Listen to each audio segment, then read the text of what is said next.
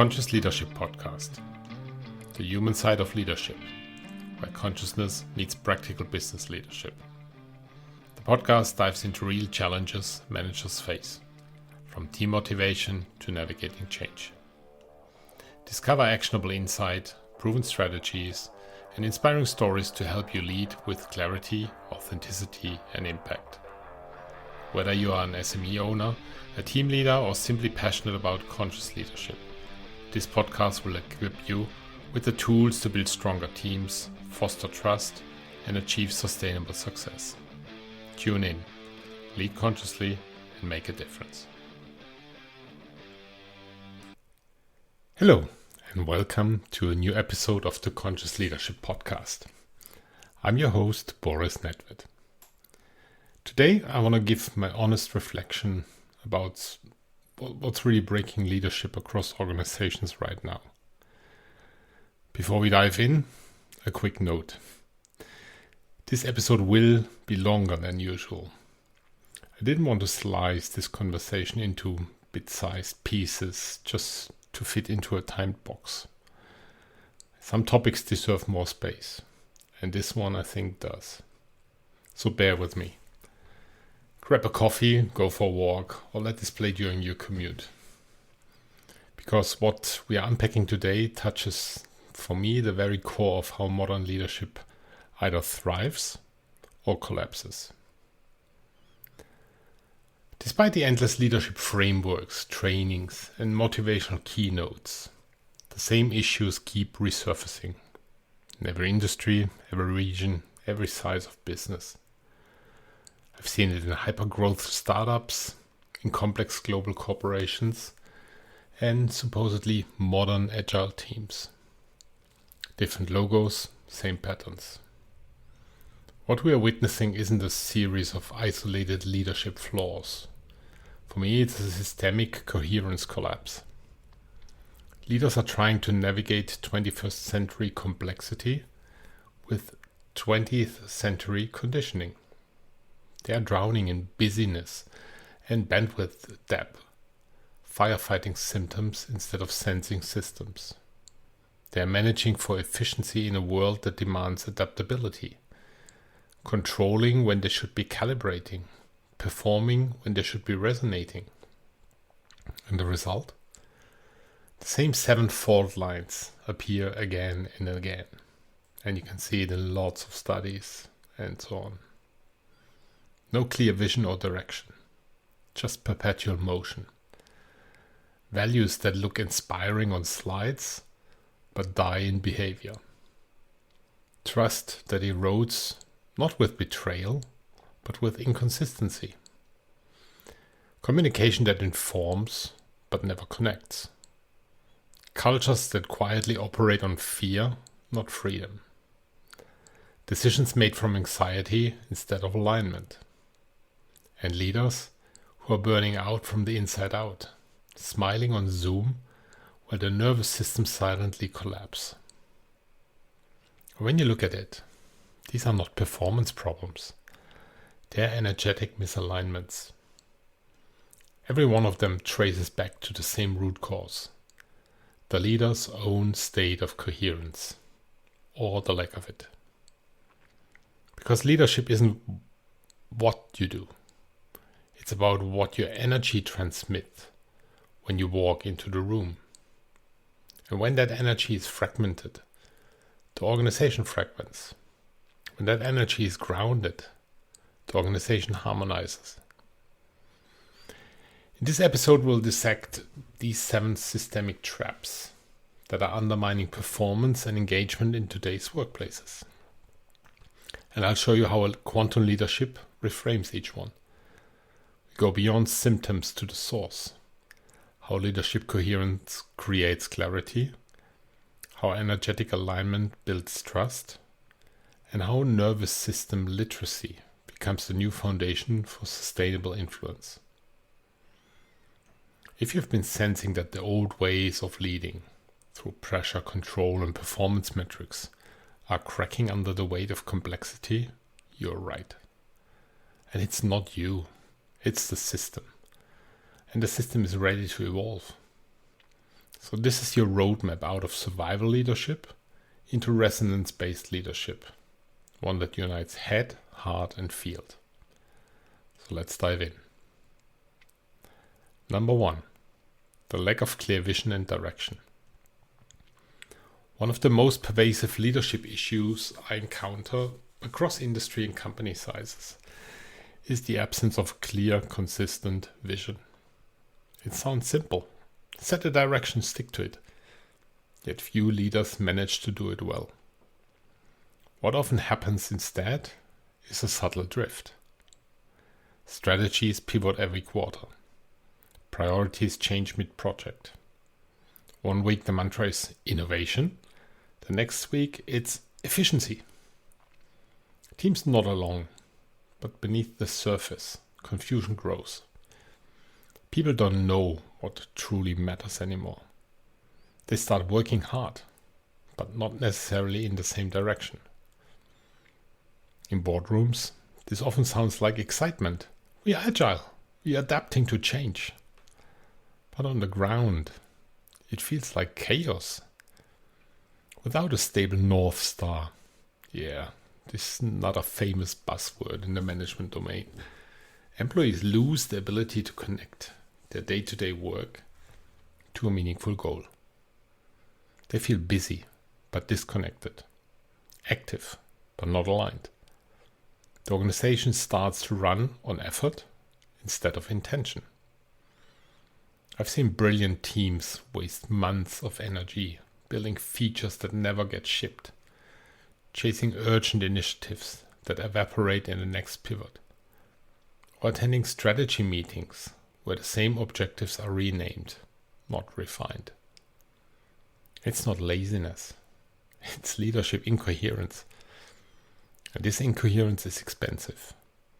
It drains engagement and creativity. Look at Gallup's data, and it shows that only about 1/3 of employees feel connected to their organization's purpose. That means 2/3 of the workforce are essentially flying blind, working, producing, but not resonating with why it matters. When people don't know why they are doing something, their energy fragments. They do what's asked, but the spark fades. You recognize it in the language. I'm just here to do my job. We'll see what next quarter brings. That's not resistance, it's resignation. And leaders often respond with more meetings, more metrics, and more motivation attempts. But that's treating the symptom, not the cause. The problem isn't lack of productivity. It's a lack of directional resonance. Here's for me the uncomfortable truth. If your people can't clearly articulate how their work contributes to the greater vision, you don't have alignment. You have activity. In quantum leadership, I call this the frequency split. The leader's mind might be chasing the next big thing, but the team's energy is still trying to finish the last one. The field becomes noisy and coherence collapses. The solution isn't another offsite with PowerPoint mission statements. It's realignment, reconnecting strategy to meaning. True vision isn't a slogan. It's an energetic anchor that tells everyone, this is where we are going, and this is why it matters. A powerful leader doesn't need to have all the answers, but they must hold a frequency of direction. Because when the leader's signal is clear, the team's energy organizes itself around it. That's leadership through resonance. Here's my reflection prompt to you. If every team member can't answer, how does my work create value? In one sentence, you don't have clarity. You have activity. And you can lead differently. Choose and declare. Pick the fewest possible strategic bets. Write them in one page with success criteria and kill criteria. Make meaning explicit. Tell people why something matters. To customers, the market, and to them. Connect the dots monthly. Ritualize a 30-minute vision to work forum. What we said, what we learned, what we are changing, and why. Number 2. The values action misalignment. Every organization loves to talk about its values. They are printed on office walls, featured on career pages, and repeated in every all-hands meeting. Integrity, transparency, people first. Yeah, the words sound good. Polished, safe, aspirational. But here's the catch. Values only matter when they are alive in behavior. And that's where most organizations fail.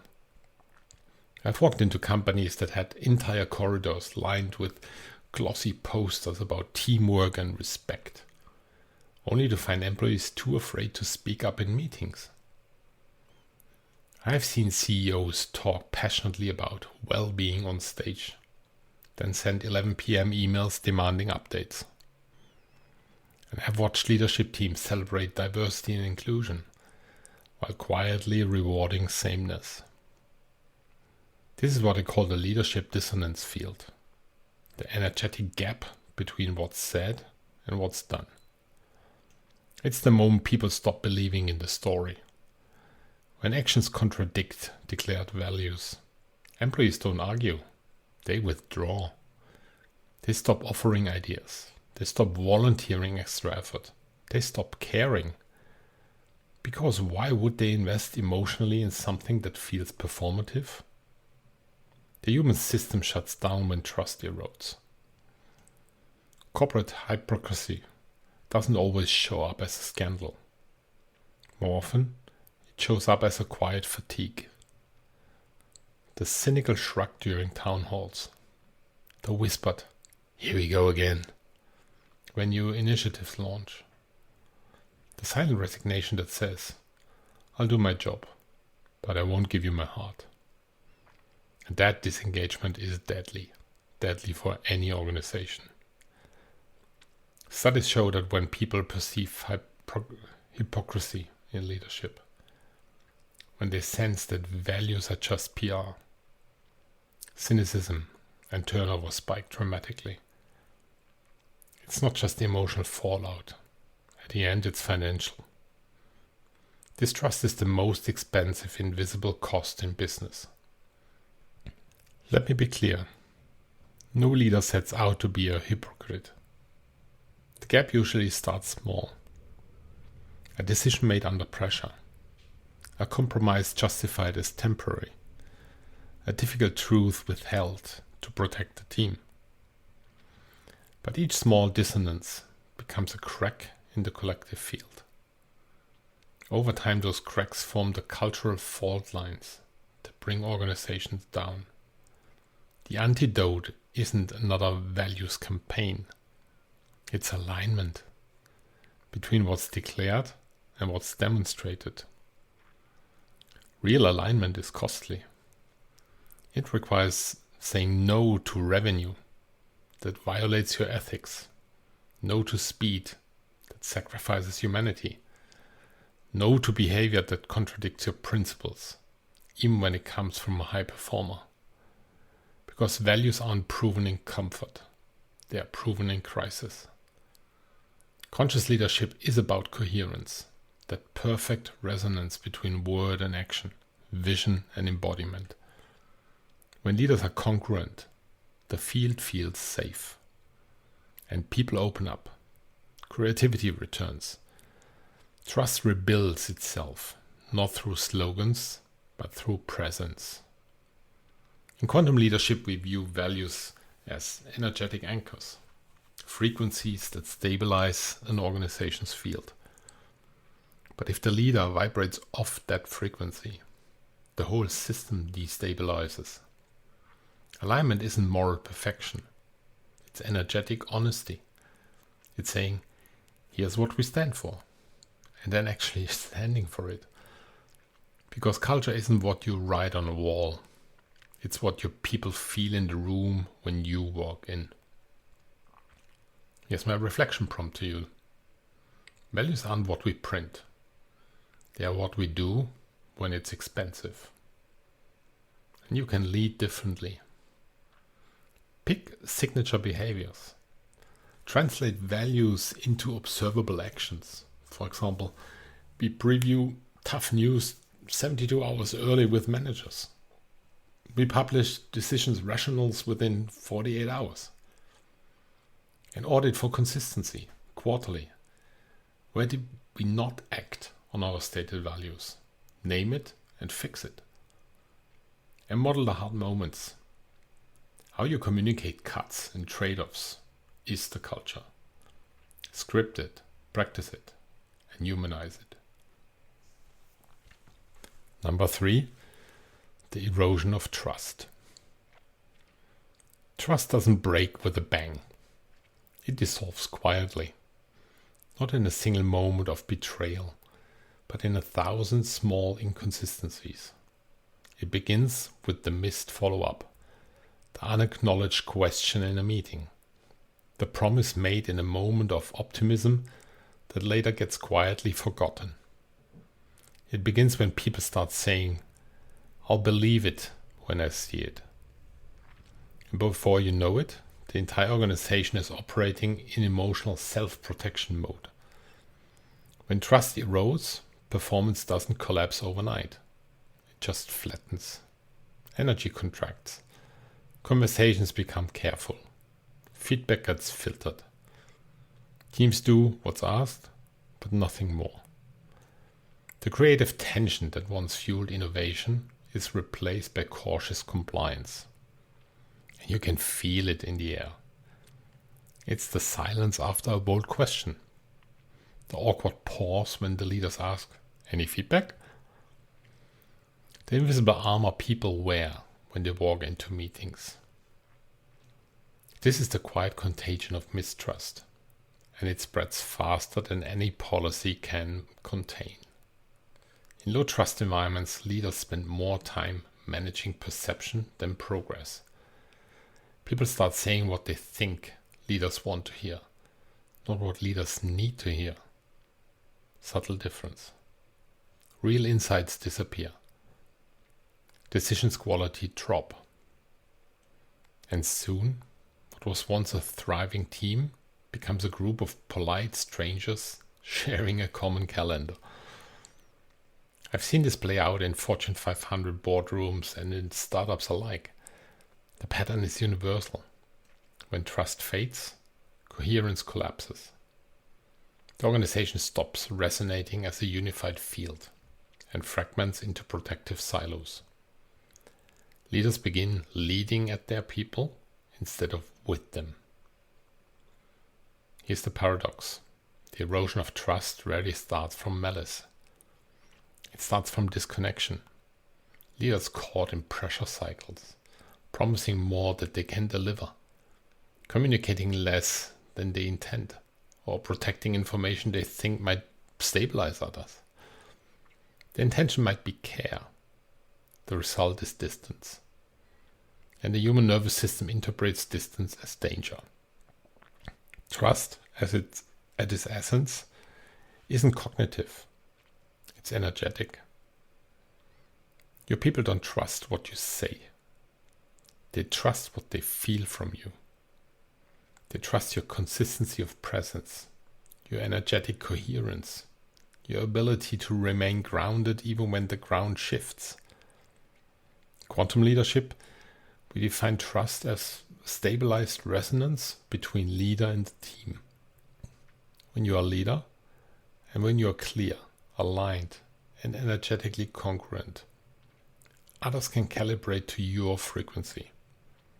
And that's what creates safety. But when your words and energy diverge, when your tone says everything's fine, while your body radiates anxiety, the field picks it up immediately. People sense incoherence faster than they can articulate it. And rebuilding trust isn't about grand gestures or slogans. It's about restoring coherence, one micro-action at a time. Following through on what you said, even if what you said was, "I don't know yet." Admitting mistakes before they are discovered. Explaining the why behind tough decisions, not to justify, but to reconnect. One of the most powerful things a leader can do is, "I said I'd deliver this by Friday, and I didn't. Here's why, and here's what I've learned." That moment of vulnerability does more to rebuild trust than any motivational speech ever could. Trust is not built through authority. It's built through transparency. It's not enforced. It's earned energetically through consistency and care. When a leader's presence becomes reliable, the team starts to relax. They breathe again. They contribute more freely. That's when real leadership begins. Not when you control outcomes, but when you create the conditions where people can trust themselves again. Because the truth is, trust isn't given to leaders. It's mirrored back to the ones who lead from coherence. Here's my reflection prompt for you. Trust is built at the speed of clarity and accountability. You can lead differently. Make promises you can keep. Shrink commitments, increase reliability. Explain decisions and trade-offs. A short written rationale beats 100 coffee corner theories. And invite dissent safely.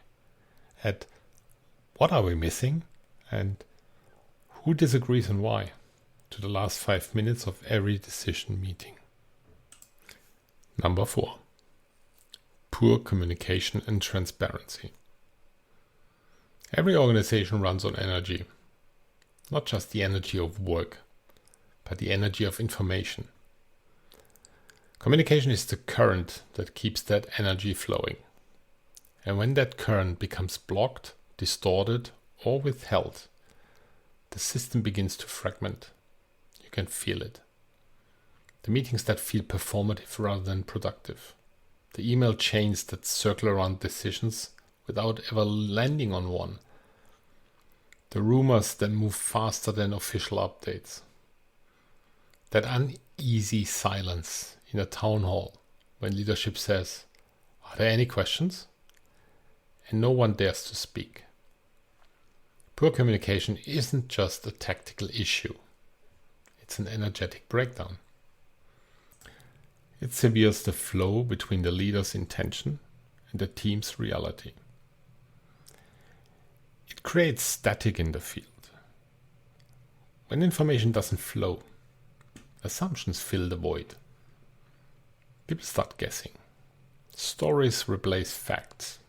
Fear amplifies. Look at coffee corners and you will see it. What was once a clear, coherent field becomes noisy and reactive. The result? Confusion, mistrust, emotional fatigue. I often describe it in this way. Communication is the circulatory system of leadership. When it's open, oxygen reaches every cell. People feel connected, informed, and alive. But when it clogs with jargon, mixed messages, or secrecy, the organization begins to suffocate. Lack of oxygen. Leaders rarely intend to create opacity.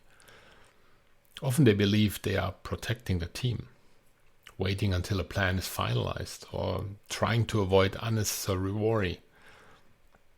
But in today's world, silence isn't safety. Silence is a vacuum, and vacuum gets filled with anxiety. The modern workforce doesn't crave perfection. It craves honesty. People would rather hear, "We don't have all the answers yet," than be left guessing. Because uncertainty doesn't scare people as much as inconsistency does. Poor communication also has an energetic ripple effect. When a leader withholds context or clarity. The nervous systems of their teams subconsciously register it as a dissonance. Something is off. People begin scanning for threats. Meetings become guarded. Initiative drops. But when communication is transparent, open, and emotionally congruent, when a leader's tone matches their message, the field relaxes. The organizational energy synchronizes. And people start resonating again. This is why in quantum leadership, we treat communication not as a mechanical process, but as a frequency transmission. Every word we use carries energy. Every tone, every silence either amplifies coherence or fractures it. Conscious leaders learn to communicate in layers. They speak not just to inform minds, but to reassure bodies. They transmit not just data, but energetic stability. They understand that clarity isn't about having all the details. It's about reducing distortion in that field. One of the most powerful phrases a leader can use is, here's what we know, here's what we don't know, and here's what we are doing next. That sentence alone can restore trust, can lower tension, and re-establish the flow. Communication at its best is transparency with resonance. Clear, honest, energetically aligned. It's not just about what you say, but how your words land. When your words, tone, and body language match, people don't just hear you, they feel you. And that's when communication becomes connection again. Because leadership isn't about broadcasting from the top. It's about keeping the current alive, the stream alive, so that every voice, every insight, and every emotion can move through the system freely. Here's my reflection prompt to you. If you don't fill the gaps with context, the system fills them with fiction.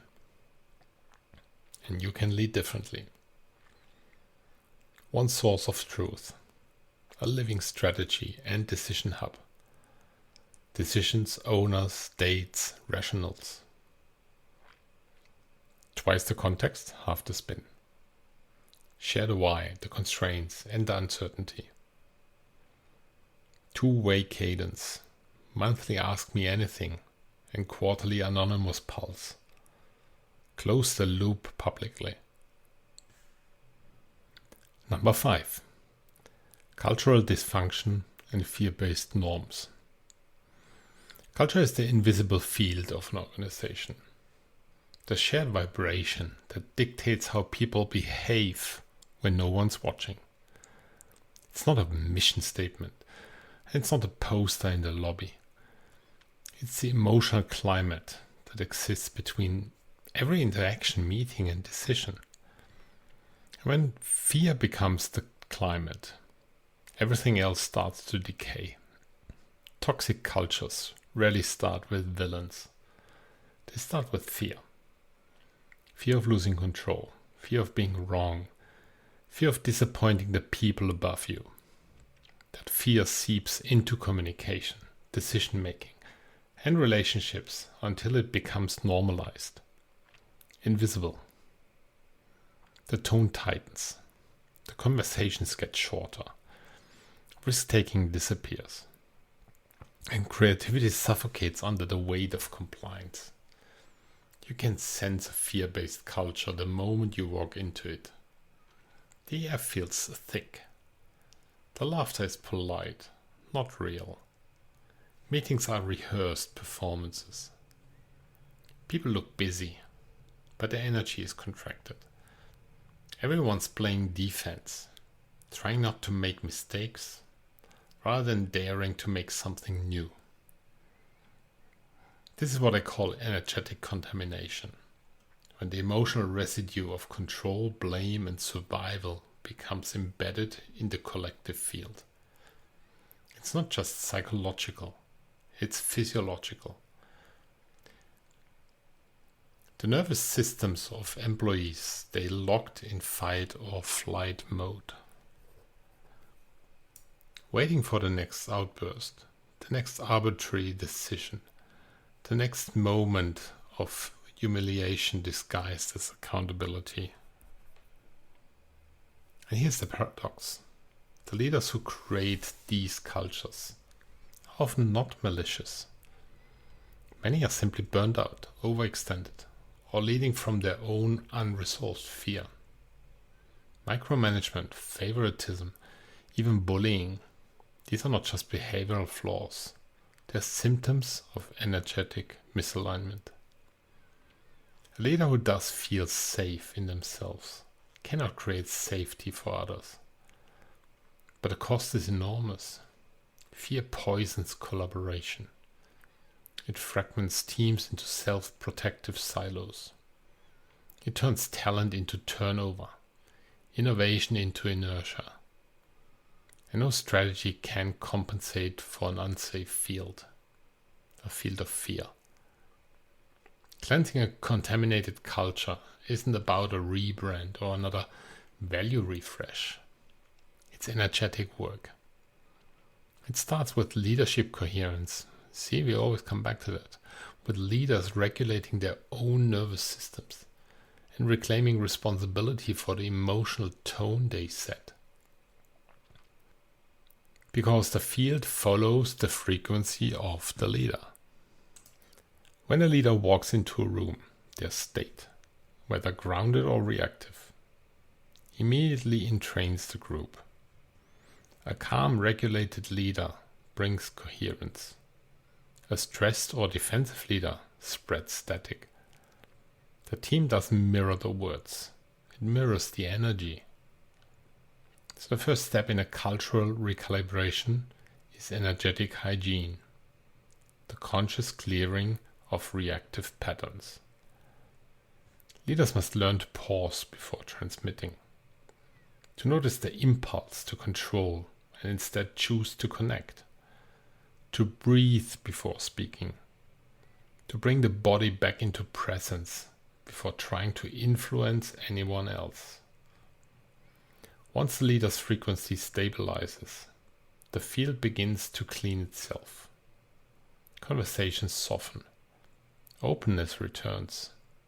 People start speaking honestly again. Trust begins to repopulate the space that fear once filled. From here, conscious leaders rebuild through 3 simple words, but powerful acts. Recognition.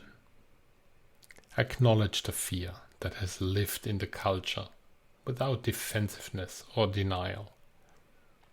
Reparation. Name what went wrong and commit to different patterns, visibly and consistently. Resonance. Cultivate emotional safety. Celebrate courage, not compliance. Healing a culture is not about perfection. It's about frequency consistency. When leaders consistently show up with coherence, the organization learns to exhale again. Because culture doesn't shift through policy. It shifts through presence. In quantum leadership, we call this field attunement. It's the art of transforming the emotional frequency of a system by embodying what's missing: trust, safety, honesty, or compassion. Fear contaminates. Presence cleanses. When a leader holds that awareness, when they enter every interaction as a tuning fork for coherence, even the most toxic culture can begin to harmonize. Here's my reflection prompt to you. Culture is not what you believe. It's what you are willing to correct. You can lead differently. Name the anti-patterns. Publish 5 behaviors we won't tolerate, with consequences. Recognize specifically weekly. Caught you creating value beats broad kudos. Caught you creating value beats broad kudos. Manager enablement. Coach manager on expectations, hard conversations, and nervous system basics. Regulate self, regulate team. Start yourself first, then the team. Number 6. Ineffective decisions and weak execution. Decision making is the heartbeat of leadership. Every choice a leader makes or avoids sends a pulse through the organization. When those decisions are clear, timely, and aligned, the system moves with coherence. But when decisions are inconsistent, impulsive, or endlessly delayed, that heartbeat falters. The organization begins to stutter. The symptoms look familiar. Projects that start strong, but stall midstream. Strategy decks that gather digital dust. Meetings that spiral into analysis paralysis. Teams spend weeks preparing presentations for initiatives that never launch. Everybody is busy, but little moves forward. And it's not laziness, it's energetic fragmentation. Leaders who operate from anxiety or over control unknowingly break the flow of coherence. Their nervous systems are in fight or flight mode, so their decisions oscillate between hyperactivity, we need to act now, and paralysis, let's wait until we have more data. Both patterns create instability in the field. The team can feel it, even if no one says it out loud. When decisions are made from fear of being wrong, fear of losing face, fear of losing control, they carry that vibration downstream. Teams don't just follow instructions. They inherit the leader's energy. A decision made from anxiety breeds anxious execution. A decision made from alignment breeds focused action. I've seen executive teams spend months circling the same strategic questions because no one wants to commit. I guess you have observed as well this cover your butt strategy. On the surface they call it due diligence. Energetically it's hesitation. The mind trying to outthink uncertainty instead of sensing through it. But business doesn't move through intellect alone. It moves through clarity of state. In quantum leadership, we teach that effective decision making begins not with information, but with inner regulation. Before making a choice, leaders must attune their own field, slow their breath, drop from the mind into the body, and ask, does this decision expand or contract my energy? That single question cuts through noise faster than any spreadsheet. Because true alignment is felt, not calculated. It's the moment when all parts of your being, mind, emotion, body, intuition, click into coherence. And when you act from that state, execution flows naturally. Conversely, decisions made from incoherence often lead to overreaction and overcorrection. A leader second guesses, changes direction midstream, or micromanages the outcome. Behaviors that signal energetic mistrust. This not only slows execution, but also teaches teams that autonomy isn't safe. Innovation withers in that atmosphere. Conscious leaders, however, know how to anchor the decision field. They don't rush. They don't stall. They create clarity through their presence. They ensure that decisions are communicated cleanly, with rational boundaries and emotional congruence. That clarity transmits safety. And once the decision is made, they release it. They trust the process, the people, and the unfolding. Because holding on too tightly to a decision after it's made constricts the flow. It traps energy that should be moving into execution. Think of it like this. A decision is not a command. It's a frequency broadcast. The clearer and calmer the broadcast, the more seamlessly the organization aligns. When leaders embody that level of coherence, execution stops being a struggle. Meetings shorten. Confusion decreases. Initiative rises. People start acting from resonance, not fear of retribution. In the old model, leadership meant knowing all the answers. In the new model, leadership means holding a field until the right answers emerge. Because in truth, effective execution isn't about better control. It's about better connection. Aligned decisions move like sound through water. Fluid, fast, effortless. They don't need to be pushed. They simply flow. And here's my reflection prompt to you. A good decision made on time beats a perfect decision made too late. You can lead differently. Clear owners, clear criteria. Hierarchy is fine, but only if it's alive and used. Tempo-based decisions. Weekly, reversible decisions at the edge.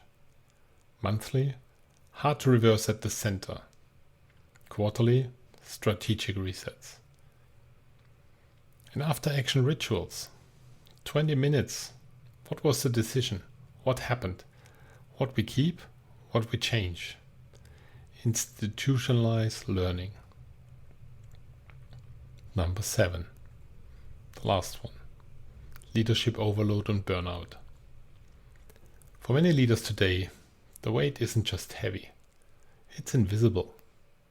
The calendar is full, the inbox overflowing, the meetings relentless. Yet, the real exhaustion isn't logistical, it's energetic. It's the silent depletion that happens when you keep giving beyond your natural rhythm, when you trade alignment for endurance and presence for performance. This is the burnout of the modern era, not a crash, a slow dimming. You don't collapse, you fade. The joy drains first, then curiosity, then empathy, until one day you realize you've become frighteningly efficient, but emotionally absent. I've seen this happen to extraordinary leaders, people with vision, drive, and integrity. They don't fall apart because they're incapable. They fall apart because they've been too capable for too long. They carry everyone else's burdens until they forget what their own energy feels like. This isn't weakness. It's miscalibration. When you operate out of sync with your energetic design, saying yes when your sacral says no, pushing forward when your intuition says pause, showing up from obligation instead of resonance, you burn through your life source, your life force. The body starts whispering, tight chest, shallow breath, sleepless nights, emotional flatness. And still, the mind says, just one more quarter, just one more deliverable. That's not leadership. That's survival in a tailored suit. In quantum leadership, we call this field depletion. It's what happens when a leader's nervous system can no longer regulate the energy they're responsible for holding. And the ripple is immediate. When a leader's frequency collapses, the team unconsciously compensates. People pick up the leader's tension. Meetings feel heavier, creativity slows, the entire system loses coherence. Leadership energy is contagious, for better or worse. If you're out of rhythm, so is your team. But the path back isn't through doing less. It's through leading differently. Conscious leaders rebuild strengths through rhythm, regulation, and resonance. Rhythm, the leadership pulse. Every leader has an energetic cadence, a natural cycle of focus and recovery. When you ignore it, burnout becomes inevitable. Re-establishing rhythm means creating space between input and output, between stimulation and stillness. It's strategic recalibration. A leader in rhythm communicates differently, slower, deeper, and more deliberate. Their words carry gravity because they are not rushed. Their decisions stick because they are not reactive. Rhythm is what turns speed into precision. Regulation, the leadership reset. Your nervous system is the true CEO of your energy. When it's dysregulated, every small issue feels catastrophic. But when it's balanced, even chaos feels manageable. Regulation isn't about meditation retreats. It's about micro pauses throughout the day. A breath before a reply. A walk before a decision. Silence before a meeting. Leaders who practice regulation radiate safety. They become instruments for coherence, the steady frequency that others subconsciously align to. Resonance, that's the leadership field. Resonance is the shift from doing leadership to being leadership. It's when your energy leads before your words do. It's when your presence itself creates order. A resonant leader doesn't motivate through pressure. They amplify through presence. People feel calm around them, not because everything is easy, because everything feels possible. That's the essence of energetic leadership. Not controlling a system, attuning it. The truth is, the world doesn't need more superhuman leaders. It needs human leaders who understand their own design, their own limits, their own signal. When you learn to honor your rhythm, regulate your energy, and lead through resonance, you stop leaking power through exhaustion. You stop confusing effort with impact. You stop chasing leadership as an identity and begin living it as a frequency. Because real leadership doesn't burn you out. It lights you up. And when you burn from alignment instead of adrenaline, your energy doesn't consume you. It transforms everyone around you. Here's my reflection prompt to you. You don't scale leadership by adding hours. You scale it by adding clarity, capacity, and trust. You can lead differently. Subtractive leadership. Each quarter, stop 3 leader-owned tasks. Redistribute with clarity and support. Bounded availability. Publish your office hours and deep work blocks and honor them visibly so that others can see it. Manager capacity KPIs. Track span of control, meeting load, decision backlog. Capacity is a performance variable, not a personal failing. And at last, I want to give you some conscious diagnostics that you can use as quick self-checks. Vision check. Can 80% of your team state the strategy in one sentence? Values check. Name one costly decision last quarter that proved a value. Trust check. When did you last change your mind publicly based on team input? Communications check. Where do people go for the latest strategy and decisions? Culture check. What behavior did you correct last month? Execution check. What did you stop or kill to focus. Burnout check. What did you remove from your calendar to think? So here are my conclusions about how to recalibrate leadership in the age of incoherence. There's one truth that runs through every challenge we have explored, from the absence of vision to the overload of burnout. For me, it's this. None of it begins in process. It all begins in energy. Every leadership problem is, at its core, a problem of coherence.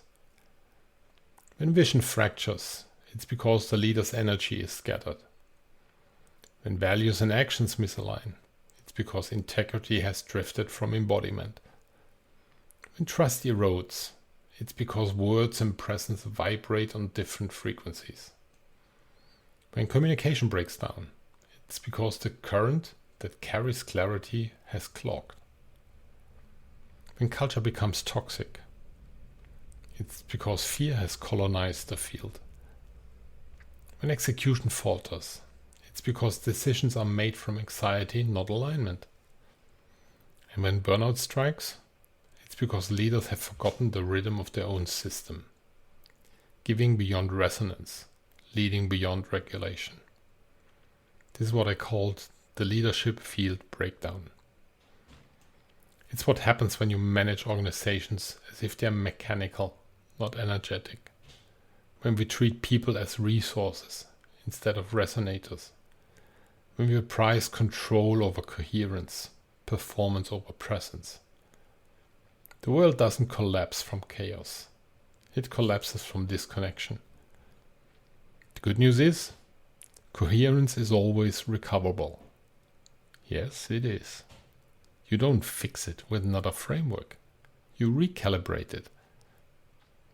When leaders begin to regulate their own nervous system, their own being, their own state, when they align their decisions to their design, when they speak from clarity instead of fear, the field around them reorganizes. Teams come back into rhythm. Communication regains flow. Vision sharpens. Trust returns. The system self-heals through resonance. And that's the essence of quantum leadership. It's leadership beyond the linear. Leadership that operates in the unseen, where energy precedes action and coherence creates results. Because the future doesn't belong to those who manage harder. It belongs to those who can hold frequency. So here's my invitation. If what you've heard today resonates, if you recognize pieces of yourself or your organization in these patterns, join me for a deeper calibration. October 28th, the Quantum Leadership webinar. We'll go beyond theory into embodied practice, exploring how to restore coherence when your leadership field feels scattered. Rebuild trust through energetic congruence.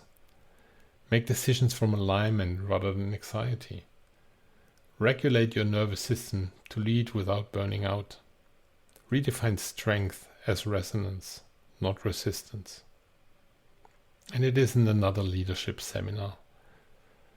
It's an energetic reset for leaders who are ready to stop managing symptoms and start transforming the source. You walk away with not another to-do list, but likely with a new state of leadership, a state of coherence, clarity, and quiet power. Because when you lead from your own resonance, you don't have to push. You pull the future toward you. This was episode 40. Yeah, it was a long one. Episode 40 of the Conscious Leadership Podcast. I'm Boris Nedved, and I'll see you on October 28th. Until then, stay intentional, stay conscious, and keep leading with purpose from the inside out. Thank you for listening to the Conscious Leadership Podcast. Look forward to the next episode to come and stay intentional, stay conscious, and keep leading with purpose. Until the next time, bye.